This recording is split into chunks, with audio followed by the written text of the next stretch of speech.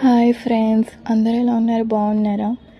శివరాత్రి అందరూ జాగరణ చేసి బాగానే ఉంటారనుకుంటున్నాం. మేమైతే ఈ శివరాత్రి 2026లో మా పాపతో మా ఆయనతో ఇక్కడే మా ఇంటికి కొంచెం దూరంలో కొత్తగా టెంపుల్ కట్టారంట. ఆ టెంపుల్ ఉందని మాకు తెలీదు. నాగులకట్ట అని టెంపుల్, శివలింగం ఉంటుంది.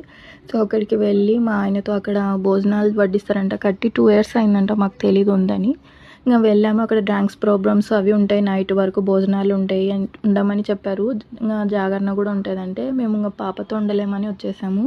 అక్కడ నాకు ఇష్టమైన చెరుకులు ఉంటే అవి తీసుకున్నాను. అలాగే ఓం నమః శివాయ తండ్రి దండలు కూడా ఇచ్చారనమాట, లింగం పైన ఉండేటివి. మా మమ్మీ అండ్ మా చెల్లి వాళ్ళ ఫ్యామిలీ వచ్చినారు, కానీ మా అమ్మ వరకే వీడియో తీసుకున్నాను. అది కూడా వాళ్ళకి నచ్చుతుందో లేదో అడగాలి కదా మా సిస్టర్ వాళ్ళని, అందుకే వాళ్ళని వీడియో తీయలేకపోయినా మా వరకు తీసుకున్నా.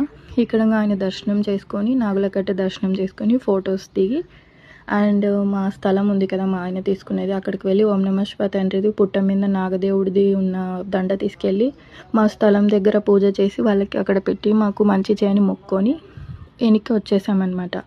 ఈ శివరాత్రి మేము ఇలా హ్యాపీగా చేసుకున్నాము. మీరు కూడా హ్యాపీగా చేసుకున్నారని అనుకుంటున్నాను. వీడియో ఎప్పుడో ముందే వదలాలి, కానీ పాపం చూసుకుంటూ మా ఆయన ఎర్లీ మార్నింగ్ ఎప్పుడు పడితే అప్పుడు డ్యూటీలు పడుతుంటాయి, మధ్యాహ్నం, సాయంత్రం, పొద్దున. నేను ఇంకా ఆయనకి భోజనం చేయాలి, టిఫిన్ వండించాలి, ఇంకా చాలా పనులు ఉంటాయి, హౌస్ వైఫ్ కదా. సో ఇప్పుడు కుదిరింది నాకు వీలు. ఇప్పుడు చూస్తున్నాను, అందుకు కూడా పాపని మా ఆయన ఇప్పుడు వాకింగ్ తీసుకెళ్ళాడు అందుకని, లేకపోతే వీడియో వదలడానికి కూడా కుదరదు. So try to understand. నా వీడియో నచ్చితే లైక్ చేయండి ఫ్రెండ్స్. నేను ఒకటి చెప్పడం మర్చిపోయినా, కొంతమంది మా ఆయనని అడిగినారంట, వాళ్ళకి ఆన్సర్ మీకైతే కాదు.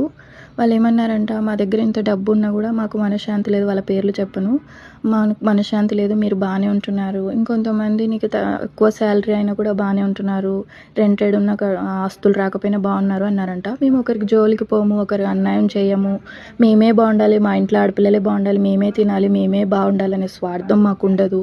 మంచితనంతో ఉండి, అమ్మవార్లని మొక్కుతూ, దైవ ఆధారాల నుండి ఒకరి మంచి కోరుకుంటూ ఒకరి జోలికి పోకుండా ఉంటాం కాబట్టి మాకు దైవాలు తోడుంటారు.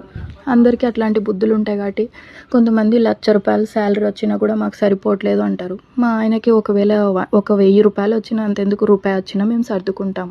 ఎందుకంటే మాకు మంచితనం ఉంది, దైవం తోడుంది, మంచినే కోరుకుంటాం, మంచే జరగాలనుకుంటాం. ఈ కలియుగంలో అయినా కూడా, కలి ప్రభావం ఉన్న మాకు ఎంతమంది చెడు చేయాలనుకున్నా దుర్గమ్మ తోడుంది, కాళీ తోడుందని చెప్పాను కదా. వాళ్ళని నమ్ముకొని మేము హ్యాపీగా బతికేస్తున్నాం, ఒకరి జోలికి పోకుండా.